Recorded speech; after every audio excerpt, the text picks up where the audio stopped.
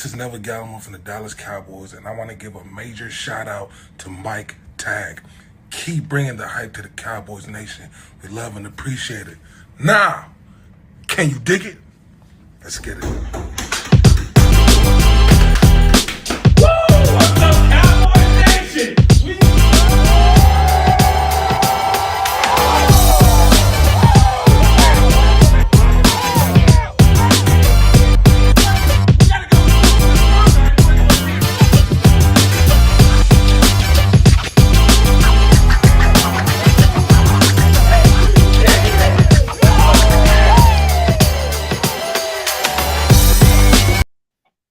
What is up, Cowboys Nation? It's your boy Mike Tag. You know, we were on a little hiatus, but we are back. Kelly K9 is here as well. How you doing today, Kelly? I'm doing good, man. Just little break that we had, but it feels good to be back. Good. Well, we got a lot of stuff going on. It's been a very busy week. We apologize for the delay. We had some technical difficulties. You know, we get back from vacation. We got to work on a few things. So we are getting things going, and I'm excited. I know Kelly's excited, but I'm really excited because I love the history of the Cowboys, and we've got a very special guest coming on the show. We're talking about Craig Morton. He was a first-round draft pick for the Cowboys in 1965, 18-year NFL career, one of very few players that played in 3 decades. If you remember one of my previous interviews, Larry Cole played with the Cowboys. He played in 3 decades too. Not many players. I think Tom Brady might have done it, but we're talking about the guys that really got some punishment. We're not talking about the guys that you can't even touch them. These guys played rough, so it's going to be exciting. So with that, let's not waste any time. Should we, Kelly? Should we get this thing rolling? Bring them on in. Let's bring them on in. Right. We had some technical difficulties, so we've got Mr. Craig Morton on the phone. How are you doing today, sir? My man, I'm doing good. Sorry about the video part of it, but it's best they don't see. Yeah, hey, we get to talk to you. That's the most important thing because we get to hear the stories. So, I want to jump in and Kelly and I will go back and forth a little bit. You know, you got drafted in 1965, and I know Don Meredith, right? He was a quarterback there, and in the 66-67 season going against the Packers, and you got the Ice Bowl, and then you're watching, we were always that team, next year's champions, lose to the Browns twice and just never could get it going. Before you became the starter, how was those games against the Packers, just kind of seeing that Ice Bowl? Well, the Ice Bowl was they had the thing I remember most is Coach Landry standing on the sideline with icicles coming out of his nose. And behind him, there was this tent that we could go in and out of that was really warm, but it was like minus 20 out, and it was probably 70 inside the tent. But if you ever went in there, you would freeze instantly when you came out. So I just stood out there, it's the only game in my lifetime ever that I said, please, Lord, don't let Don get hurt. I swear to God, I said that, and it's a horrible thing, but I did say it. That's the one game I said, I don't know what I'll do if I ever had to go in there. Warming up on the sidelines with the ball, it weighed it seemed like it weighed 10 pounds. It was just so hard. Very difficult game. The first of 2 losses to the Packers. Should have won them both, but you could say that about a lot of games. Yeah, no doubt about it. And then going into it seemed like they said that, just from what I've read, obviously, it was never able to recover. And then, the Browns, those games are close, and then playing the Browns just getting kind of blown out. And then I guess Don Meredith, they said he unexpectedly retired. Did he retire sooner than you thought, or were you ready to take the helm right away? I really didn't know what he was going to do. I was up in Northern California with a bunch of friends on the Russian River, just having a great time, and we were coming down from the mountain, and it was on the radio that Don Meredith had retired, and it looks like Craig Morton's going to be the new Cowboy quarterback. And that's how I heard it, in a small car with 4 people. I didn't know he was going to do it. I think, there's lots of stories that he and Coach Landry didn't get along too well. That's understandable, but I think Don had a great position being offered to him, and he couldn't, turn it down. And he was probably about done with getting beat. Yeah. Yeah, cool. So, Craig, you got drafted by the Dallas Cowboys. You also got drafted by the Oakland Raiders. Now, I'm curious about that because I don't know a whole lot about the old school days there. But you had the NFL and the AFL. Now, did you have a choice on where you got to go once you got drafted by both of those teams? And why did you choose the Dallas Cowboys if you were given that choice? Well, in those days, they were, very arch enemies, and they tried to poach on each other's territory. Being at school at Berkeley, which is 5 miles from Oakland. And so Al Davis was kind of always at my steps, for dinners. And then I went back to New York 3 weekends in a row for shows for All-American shows. And Bob Hope and Johnny Carson. And the Cowboys were always there knowing they were going to draft me.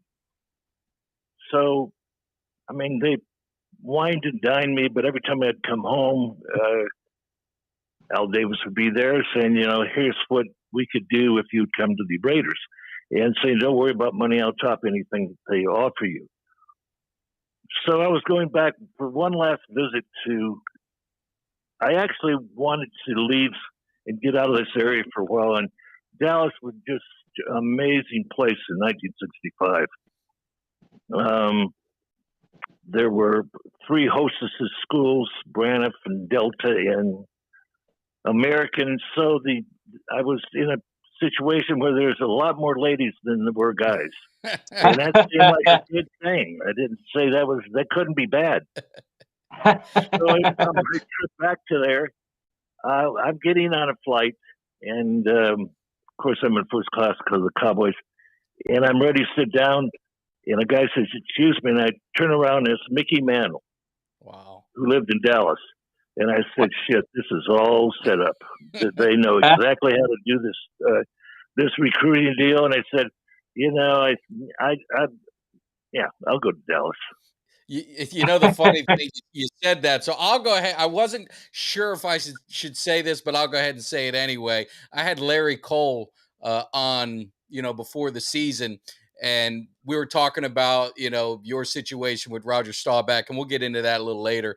But he said that, the team was divided. It was 50-50, but the one thing they really loved is they loved going out to the clubs with you because they can get all your scraps. So there were no scraps. No scraps. Oh, it was. Oh, he had me laughing. But going into that 70 season, so you become the starter in 69, right? And but that 70 season is the Super Bowl year, and everything seems to be going right for the Cowboys. Did you, going into that season, were you guys confident that, you're going to get to the Super Bowl and hopefully, then get that, the next year's champions? I think bridesmaids, never the bride is what Bob Lilly said one time, and get that, monkey off your back, so to speak. I don't know everybody's dream is that we're going to get to Super Bowl. I don't know if you just play, and this sounds like ridiculous stuff, but truly you just play one game and see what happens. You get the next one. Mm-hmm. We knew we had a great team because, we won, but we just couldn't get there. And that year we just happened to do it. And it was an amazing deal to go to the Super Bowl. And that was Super Bowl V. Yeah. Here we were playing the Colts, and we walked out on the field, and then we went back in, and then we ran out in the field for the introduction and everything. And as I'm going out, I see 2 huge balloons, one of me and one of Johnny Unitas, and I said, "Shit, I must be in the wrong place." Johnny Unitas was my boyhood idol, and we're playing against the Colts, and it was a horrible result. But Yeah. a lot of first started in that game. Dwayne Thomas fumbled like on the 1 foot line, and in those days they didn't wait to unpile anybody. They just when the ref saw something and they thought that was a decision, they just started saying it's Baltimore's ball, Colts ball. I ran over to this ref and I was not very polite to him, and I said, "Well, let everybody get off and see it." He says, "I'm calling it this way." And I said a few more things, and he says, "One more word, Mr. Morton, you're out of the game." And I said, "We'll take these words." And he didn't throw me out of the game, but that was like, come on. Yeah. So then the game just it was going down, and we had like third, and I don't remember. I remember plays that are not good plays, and I do remember this one. Is that it's like 3rd and 13, and I go up to over to Coach Landry, and he said, "Well, let's do this play. We'll half roll, and there'll be something in the zone that you can hit." I said, "Coach, let's just play for overtime, and then we get everything situated. We don't have to do this 3rd down and everything. No, let's do this." So do the play. Goes through Danny's hands, Reeves' hands, right into Mike Curtis. They kick the field goal. Game's over. Oh. In a matter of 30 seconds, I was on the sideline saying, "Coach, let's just play for overtime so we can get everything." And the game's over. Horrendous. Well, Craig, you played in a very physical era. I mean, now the modern day NFL, you can't really touch the quarterback. Back in your days, I mean, they're taking you guys out on stretchers, getting hit. Is there one particular player that you remember from your time playing in the NFL as on the defensive side of the ball that you just you kind of dreaded going against that guy because you knew he was coming after you, just had a mean streak? Is there a guy like that stands out in your memory? Well, there's a lot. I mean, what's the hardest hit you got? They're all the same. When you're down, your mantra is you always have to get up, whoever hit you. But the people that I didn't like playing against, this is when I was in a game for Meredith, and I think his name was Doug George. He played for Chicago, and then he went to New Orleans. But he'd be one of these guys, every time we play against him, you get in there and he would start pinching you down in the area that you don't want to be pinched. And you can't just, scream or anything, but that hurts. The other stuff you can kind of get up from, but pinching is not a deal. No. It's not allowed. So I went off, the series over, went off and I asked Don, I said, "What do you do when somebody starts doing it?" He says, "Craig," he said, "when the guy starts looking up at the ref, he's got the big cage on for a lineman, but there's always this spot between the end of the cage and his throat." He said, "Next time, just everything you got, just hit him with a fist right in his throat, and he will stop it." That'll teach him a lesson. I'm sorry? No, I said that'll teach him a lesson. Yeah. Oh, yeah. And so I did that. He got up, and here he is, about 6'8". He was one of the bigger guys in the state, and he was like a chicken. He was pointing to me, the son of, and the ref just looked at him, kind of laughed, and said, "Let's go, play ball." So I never had anybody do that to me again because they, I guess, got the deal that I would do that to them, and nobody wants that done. No, that's funny.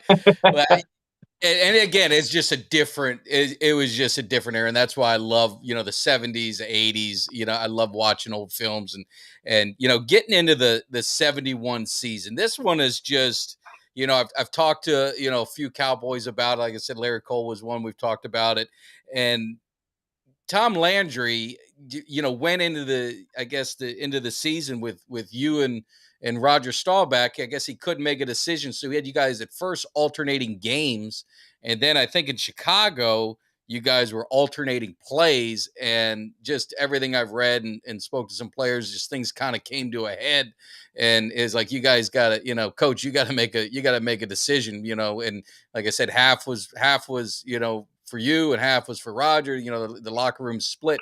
How was that as a quarterback? Because the quarterback's the leader of the team.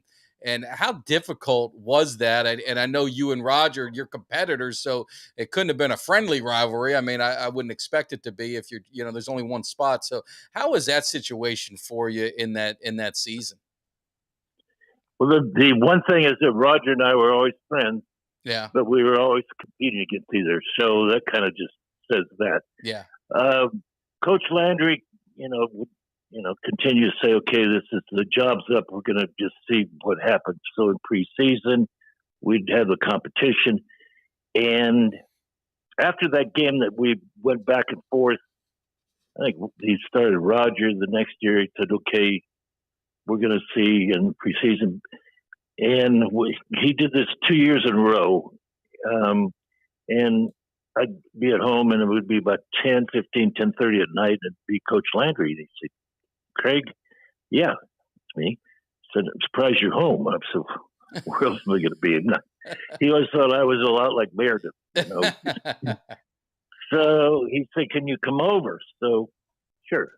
So I walk over to his house, and lovely wife was standing there, Alicia, and I go into his office, and he'd sit me. I said, Coach, he said, Craig, he says, I've got this feeling, and I'm going with Roger. Thanks for. And that was it. Wow. It. I said, what do you mean you got this feeling? What's the feeling? He said, well, I can't explain it, but thanks for coming over. Well, just tell me over the phone. Yeah, you could have saved a trip. Yeah, didn't even offer you a drink or nothing. That's kind of a cold way to break the news to a guy. Yeah, I loved him though. I tell you, one of the great men I've ever known. And I hear so much. In the one story I always say with Tom Landry, when I was a little kid, I wrote him a letter, and I still have it. He signed a little. It was like a little cowboy print or whatever, and he signed it, and I still got it. I still got it in my Cowboys cave today. And he seems like just an iconic figure to the Cowboys. I mean, he's got the hat, the statue in front of the stadium. I mean, was he just, that, a person you're in awe of, or how was he as a coach? I know he's an innovator and he's done so many things, but 22, straight seasons without a losing record, unprecedented. But how was he as a coach for you? Well, he was a great coach. He knew more about football than any person I've ever run across, because he was offensive coordinator, defensive coordinator, special teams. He controlled the whole thing. And I mean, he was great. Just because some decisions don't go in your way doesn't mean that it's not great. Mm-hmm. But he was a great coach and a great man. It's very few men I've ever known in my life that what he preached and what he was that. He didn't vary. He was just that man. So that's the one thing that you can always look up to great leaders, is that they are what they portray, and they seem, and they walk for life. Yeah. Yeah, well, after you played with the with the Cowboys, you went on to the Broncos. In 1977, you were the comeback player of the year. So after the situation where they decide to go with Roger, and you move on, you're with another team. You have an injury, then you obviously win the comeback player of the year. Was there ever any point during that time where where you were? Did you ever have any doubt in yourself, or did you always know that you were going to, that you had that talent and that you were going to be able to persevere? Because I was looking through what you did with the Broncos, you still own almost, most of their, several of their passing records, I should say. So, I mean, you kind of had that adversity, but then you obviously bounced back from that and had a, great career with the Broncos as well. Well, to answer that question, the first part, I never doubted my talent, ever. I never went into a situation that I didn't think that I could be the starter. When I was, there was the middle of the season in 1974 when I just said, I can't play here anymore because everything you've been telling me about, equal opportunity is not happening. So, middle of '74 season, I talked to Tex Schramm and I said, I'm not coming back. And he said, come on, we'll talk about it. I said, no, we've talked enough. Just trade me. So I thought I was going to go to the 49ers because Dick Nolan, who was a coach with us, defensive backfield coach, was a 49er coach. So I thought probably was going to come home. But then I was traded to the Giants, who was probably about the worst team you could ever. I mean, shit. It was just. I love New York. I loved my 3 years or 2.5 years there, but it was not a good team. The mayors are great owners, and we had some great players, but it was not a team. Yeah. So, when I was traded to the Broncos, I just said thank you very much. I mean, and going to Denver was like going to Dallas in 1965. It was just a young town. They had no winning records. They had no ever hope of winning. And I went in there, and the last game I played with the Giants happened to be against the Broncos. And I said, this is really a good defensive team. If they had a quarterback, they could probably be pretty good. And lo and behold, I'm their quarterback, and I was not their right off the bat quarterback. I had to earn it. But that was the most fun year. Amazing. The people went, but I mean, it was just like Cowboy fans.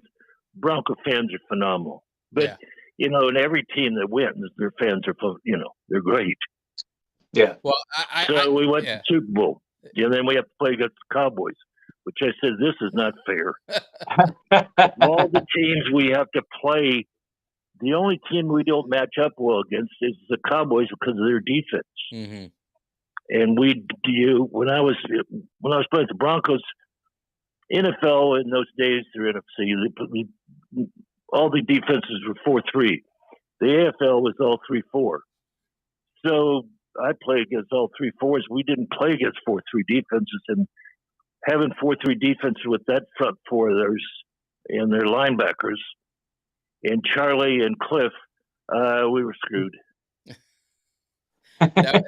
It was a tough, and I had Rick Upchurch on the show a few months ago, and he had, absolutely, he said you were the savior, to that team, because I think, like you said, they had the defense, they were just missing a quarterback, and he just was, they were so excited in '77. He said it was just a dream season. And Kelly and I can attest to the fans, because we went to a Cowboys game when we were playing the Broncos, and the Broncos, I think they were like 2 and whatever. And Cowboys were riding high a few years ago, and we were supposed to kill them. And they came in and just beat us. And there was more fans there for the Broncos than there were for the Cowboys. So they've got a passionate fan base. There's no doubt about it. Just a great group of fans for the Broncos for sure. Yeah. And both teams had great players, amazing players. Upchurch was just like a reincarnation of Bobby Hayes. Yeah. In Gradishar was like Leroy Jordan. We had just great players. So it was just a great experience. You don't get an opportunity to play on 2 great teams like that. And I had to just get the chance to do it. Yeah, and really, get to Super Bowl with 2 different teams, lead 2 different teams in Super Bowl. Yep. There's not many quarterbacks that can definitely, say that. So and really your age, you were 34 when you went there in '77. I'm a youngster. Yeah. Yeah, but it's people look at quarterbacks now playing into their 40s like it's normal. Back in the day, if a quarterback played 10 years, I think Staubach really only played 10 years. You played 18 years in the NFL, which is amazing. The one question I had, I was watching some stuff, the WFL, you were going to go to that, and then I saw there was something with you and Calvin Hill. Were the Cowboys trying to sue you, or was something happening with that? I don't know. They probably were, but I had no obligation to be with the Cowboys. The WFL decided to, do a league, and so they were giving out money, and I said, "Well, I'll take it." So Houston offered me a contract, and so the one thing I had in my contract is that they moved locations that it would be null and void, and so they moved to Shreveport. So they gave me the money, and I kind of said bye-bye. Wow. So it was, I was going to play there because it was kind of like people have to, in the NFL, they're just the most maybe the most powerful corporation in the country. People got to stand up and for what they believe is right in their particular case. The NFL is not always right about everything they say or do or put on people. So that was my time when I just was a little, rebellious, and don't apologize for it. That's just kind of the way it is. You just got to make your own way, and you got to. Sometimes it's not. The fans don't like it, but they got to put them. If they put themselves in your, position where you're getting the shit beat out of you all the time, and if people are giving you something, and you go out and earn it, then there's nothing wrong with that. Yeah. No, I agree. The one thing I was going to ask you real quick is Larry Cole, we talked about a lot with him, is a lot of the players, they had second jobs, and he got into real estate, and he started, building neighborhoods and development and things like that. Dallas was notorious, I believe, correct me if I'm wrong, for not, let's just say, taking care of their players financially as maybe as other teams were. Was that pretty much the case where Tex Schramm and those guys kind of, took advantage of some of the players and some of the situations? Well, I love Tex Schramm. This will kind of tell you about it, whether they were on basically the player side or not. When you sign with the Cowboys, they introduce you to the bank president at Park City's bank, and everybody had their money there, so they knew exactly how much you have or didn't have when it came down to contract. Wow. So yeah. So compared to players' salaries now, obviously they were. What was the average salary for your starting quarterback from the Dallas Cowboys? What's that look like for what did you sign for when you signed with the Dallas Cowboys? I signed for $150,000 for 3 years and an XKE. Oh, yeah! Wow. Well, that still sounds. That still sounds like a lot of money back then. But yeah. Well, it was a lot of money. Yeah. Yeah. I'm not. That was like we all are getting this. Gil Sayers. Most of the people that were, the top 5 players, all were getting about the same thing, about $150,000. Dick Butkus, about the same. Tucker Frederickson with the Giants. The only one that kind of superseded that was Joe Namath, and really nobody knows what he had or he got because they inflated it a lot. But the AFL was given, or AFC or whatever they're called those days, was giving out probably a little more money than the NFL. But it was, they were like 5 years or 4 years in existence. So it was hard to buck the trend, although the NFL was certainly not like it is now. No. Yeah. But I was happy with that, and I was really happy with my gold XKE. Now, what's that? What was that? A certain car? Jaguar. Okay. Jaguar well, that ain't so nice. bad. That's not so bad. No. That's why you're at the club. That's why you're at the club, and Larry Cole and all these guys are, following behind. Well, that's why there's no scraps. I drove it from California. There was a dealership down the street from where I lived in Berkeley, and I'd go down there every other week. and it was still in the window. And I said, I'm getting that car. And I had no clue how I was getting it, except if I could sign that I would be included. So I got the car. I was still in school, but everybody got to enjoy the car. So I took off, drove it to Dallas, got an apartment, parked the car outside, woke up, and it was like 100 degrees. I said, I no air conditioning, so I never could drive the car. I had to trade it in immediately. It was like a absolute sweat box. The greatest. That just shows you about your dreams and what you dream for. Sometimes you shouldn't dream for them. No, it's fun.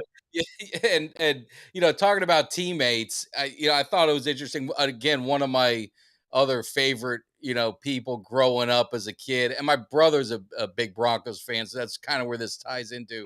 But Dan Reeves, you guys were teammates, and then he actually we was were your roommates. and then he was your coach with the Broncos at the end of your career. How was Yeah, that? and he was experience? in my wedding. Oh wow! So you guys real close. Yeah, Wow. no, we were really, really close friends. And I remember I was in the supermarket doing shopping, and over the loudspeaker that says that Dan Reeves has just been announced as the new coach of the Broncos. So I stopped, went to the phone booth, got up, called him up, and I said, "Just don't be Coach Landry here. Be Danny." And he did great. He was a great coach. I mean, I don't think he gets the credit as a head coach that he deserves in the NFL with the Broncos, with the Falcons. I mean, just a great person, but a fantastic coach as well. Greatest guy. Yeah. One of the great friends of all time. Well, and he's always got a spot in my cave. So you don't see the cave. I have this shrine of the Cowboys, and I have all these different sections, and you're in there. I got number 14 in there. I don't even know when it was. Must have been a kid. It's hiding. No, you're not. You're not out in prominence. I will show it to you. I will send you a picture. It is right next to. It's actually just just above Emmitt Smith's signed 8x10. So you're just right at the next top. to, just below Roger Staubach. Roger Staubach's on the other side. I keep you guys separated. We don't want any. I don't want any controversy in the cave. Why He's not alternating them. He's not alternating them every other week. No, you got a permanent spot there. There you go. Well, thank you very much. Okay, don't move me. No. The one other thing I had Doug Cosby on, and just to talk about the NFL in general. You were involved, or at least part of the strike in '81. And then it happened later when you had retired, and Doug Cosby kind of talked about that, where players are fighting for free agency, and a lot of Cowboys, especially in '87, you weren't there, got kind of caught with a contract, and they had annuities that if they didn't cross the picket line, and there was just so many different things with the NFL. And I think a lot of people and a lot of fans and players that are in today's game really don't understand the sacrifices that you all in those times made to really make the NFL what it is today, with free agency and these guys getting the opportunity to have a choice where to play and be able to maximize their contracts and have people bidding for their service. And I mean, how was that, the strike and during that time with you that you remember? Well, I think I was part of my 18 years. There's 3 kind of strikes. The one that was 82, I just had signed my last. Edgar Kaiser Jr. was the new owner of the Broncos. And I'd known him, and he went to Stanford. And of course, I went to Cal. I knew him in college, and so I had a meeting with him. I said, "This is my last year. I'd like to make $350,000." He said, "Okay." So that was my salary. Had the strike, so it turned out to be $187,500. So I got half of it. You got half of it. Yeah. Man. If that's the right figure. But I mean, that was a lot of money. Yeah. And, but then I just got half of it. So I made more the other years. But the strikes and everything, and it's kind of every business goes through that. People set the stage for the next generation. Certainly, I don't understand how somebody can be, as a quarterback, make 40 or 50 million a year. That is beyond comprehension. But if we were there to set it up, then good for them. Yeah. I don't like it, but it's good for them. But that's just the way you have to look at it, because everybody pays. The people that was before us in the NFL didn't, make half or a quarter what we made. Yeah. So, there were a lot of great stars that paved the way for us. So, they could certainly do more for us as retirement and stuff. They could do a lot more. Yeah. But they just, they just stop it where they have to stop, and that's, nothing really you can do about it. We know that there's always talk about the evolution of the game, and how it's become a pass dominated game. But, looking over some things here, it looks like you still have 8.5 yards per passing attempt. It still to this day remains a Broncos franchise record, which I think is pretty impressive, considering that that some of the quarterbacks that have gone through there, and you're also still third on their list as the passing leader in Broncos history. So talk about, what do you think are the biggest differences, from the game, obviously besides the physicality, but from the game when you played versus now? Do you see big differences in the game, or is it just kind of, what's your biggest takeaway from that? Well, I think that the game's kind of going back to the teams that have the best defenses in a running game can win the Super Bowl. If you don't have a running game and a great defense, you can't do it. I mean, there's very few teams. You can be the greatest passing team, but you can't beat those two factors that are with the running game and a good defense. The game, of course, is these guys are so huge. They're so fast. The equipment is so much lighter. The medical part of football is so much better. So everything is certainly, going to these supermen, and they are. They're just absolutely huge, fast, tough guys that, they work their butts off. So it's a whole year job. Yeah. Yeah. And it's my main thing about football now is that the guys certainly are bigger and faster, but the equipment is so much lighter that allows them to be bigger and faster. Yeah. Yeah. And do you, as a former player, do you follow the Cowboys? Do you follow the Broncos? I mean, those are the two teams you had, that's dominated your career. And if so, have you keep up with the Cowboys? It is a Cowboys show, so I'm just curious. A lot of the things that I see with the Cowboys, looking back, it's almost reminding me of those early days, in the late 60s, where the Cowboys just can't seem to get over a hump. They can't seem to get past it. And the one thing I'll say with you guys is you guys took care of San Francisco. We can't seem to take care of them with this team. But do you pay attention to the Cowboys at all today? And do you have any thoughts on maybe what you're seeing and maybe what the missing piece is for this team to get over the hump? Well, I don't pay attention too much to pro football. I watched during the playoffs and that, but I love college football. Yeah, it's just that kind of brings me back, and being here at close to Cal. So I don't follow. I get just if I follow them, then I get upset with them, both Broncos and the Cowboys, because what the hell are you doing? Yeah. And that's kind of the way I just feel as a quarterback, looking at what the hell. But they'll get over it. I think the Broncos will get over it. I do not know why the Cowboys haven't won it. They've been in position a number of times. I don't know how you blaming anybody. It doesn't make any sense. It just has to be kind of like a perfect 3-game. When you get in the playoffs, you just got to play your best football. Yeah. And they just haven't seemed to be able to do it.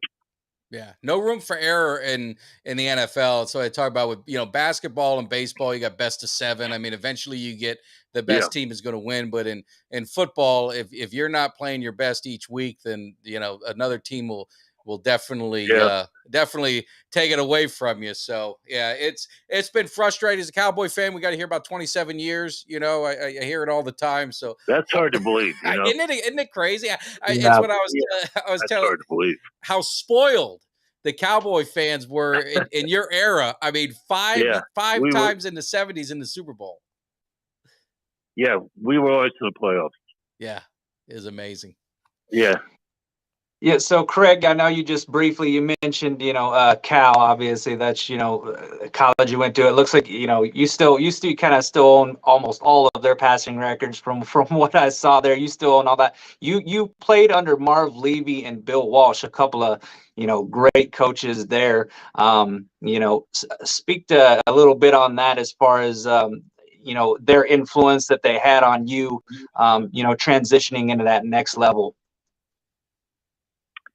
Well, Marv Levy, another great guy, another great man. He was just starting his coaching when he was at Cal, and Bill Walsh was on the staff.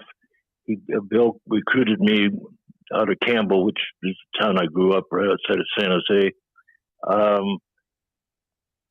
It was, they were great. We just the thing with our team is that time I was a senior, our class that was so good, I think there was like 12 left of us. Everybody flunked out. So guys, not many guys were left when I was senior. So but it's I love my Golden Bears, and Marv Levy and Bill Walsh are really good. Bill Walsh was really a good friend. Marv I saw a few years ago, and he's just the classic man that deserves everything that he has been awarded. And same thing with Bill. Yeah. Just great football people that get the best people around him. Yeah. Yeah. And I mean, Levy's another underrated, coach, Yeah. I mean, I don't know how you go to 4 Super Bowls in a row. I don't care if they win or lose, but I mean, that was just amazing. And we could talk football all day with you, but I know, we want to take all your time, but I did want to ask, cause you mentioned college. I'm a college football fan. I'm a Hurricane, down in Miami, grew up down there. And, what is your? What do you got? So you're going through some stuff down there. What's wrong with those Hurricanes? I tell people I'm a Cowboys fan and a Hurricanes fan. I mean, you want to talk about misery? It's just been very difficult. These 20 Nice way to evade the question. We're gonna nice little dodge. we're gonna get there. I like Cristobal. I think he's gonna get things going, and I gotta really relive the glory days. So actually, Dennis Erickson is he's gonna be coming into the cave, because I gotta talk about some national championships they won and all that fun that they used to have. But what is your thoughts? Are you gonna see him? Are you gonna interview him? Yes. He's coming in the cave. Yep. Next give week. him my best. Oh, I will. Yeah. I will, definitely. Okay. But with the NIL, the transfer portal, me as a purist college fan, it kind of pains me a little bit, and it just concerns me that is college kind of losing that purity and the passion and all of that that you get with college football. What's your thoughts on some of the changes that you're seeing? Well, the two you mentioned is they are right outside the door destroying college football. Yeah. I agree. It will destroy it. It will agree. destroy it. How do you give some guy all this money and then the teammates? It's going to be it's not going to be a good deal. And the transfer portal, I can dig maybe the one-time deal because, I always thought, well, if coaches can leave, how come players can't leave? Yeah. One time. But not this money deal, and then the combination is really, it's a death sentence, because once again is that follow the money, and then you're going to see where all the crimes are. Yeah. Yeah, Yeah. it's one of those disappointing things. At least for me, one of my friends his son he's a college quarterback now, and he just sees all these. They keep bringing in transfer portal, all these other quarterbacks every year. I mean, finally, he had to just leave. I mean, you gotta get some game film. He's got to get an opportunity to put something together. So it's just but you commit to the school. That's my hard thing. Is I could see it if Yep. the coach leaves. If the coach leaves, the kids that he recruited, they should have an option to play somewhere else. But now it's kind of gotten to be where these guys are going all over the place. I mean, Miami, we just got a whole bunch of linemen. We got Alabama lost 13 guys, and I think you're going to end up with the schools with the money. The Texas is the A&M and all that. They're just going to end up dominating because their war chest is so big. Yeah. It's extreme negative that nothing could come out of this except families getting some money, but the other families aren't, and it's going to be everybody's going to get against each other, not for them. Yeah. Well, it is like I said, I can talk football. I'm passionate. I just love football. I don't want to take all your time, so I'll let Kelly. Is there one more thing hitting you that you want to find out about? Well, I mean, just to touch on the a little bit more of the college football thing, and I know he's a big Cal fan now. Do you think that that conference is about to split up? There's been a lot of talk about them possibly dissolving, the Pac-12. So, I mean, is that something that you think is going to happen in the near future? Everybody's talking about these super conferences. So, where do you think your Cal Golden Bears are going to end up at?